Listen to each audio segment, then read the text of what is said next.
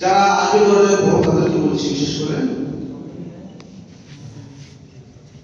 তোমরা নতুন সবক যেটা হুজুর পড়াতে পারেন আগামীকাল, এটা তোমাদের অনুমান আছে যে হুজুর হয়তো কোন হুজুর প্রতিদিন 1 পৃষ্ঠা করে পড়ান, কোন হুজুর প্রতিদিন 2 পৃষ্ঠা করে পড়ান, কোন হুজুর আবার প্রতিদিন 5 লাইন করে পড়ান। তোমাদের একটা নিয়ম জানা আছে, পরিমাণ জানা আছে।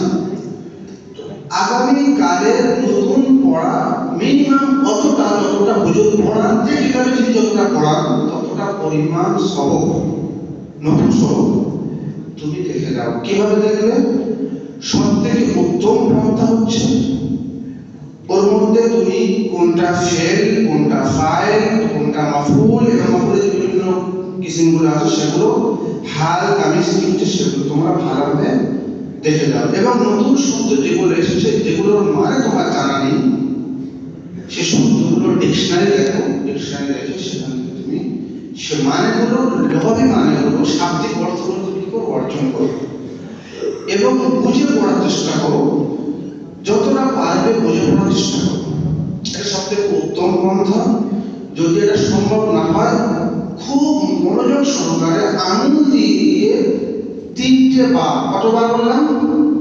3টে বার আঙুল দিয়ে রিডিং করো। বুঝতে পারলে কি বললাম? একটা নিম্ন দরজার মোতালার কথা বলছি, নিম্ন দরজার মোতালা 3টে বার আঙুল দিয়ে বুঝে পড়ার চেষ্টা করো। মনে মনে বোঝো যে মানেটা কি হতে পারে, ভাবার্থটা কি হতে পারে, মর্মার্থটা কি হতে পারে, মতলবটা কি হতে পারে, কি বলতে চাইছে মুসান্নিফ এখানে সেটা বুঝে পড়ো।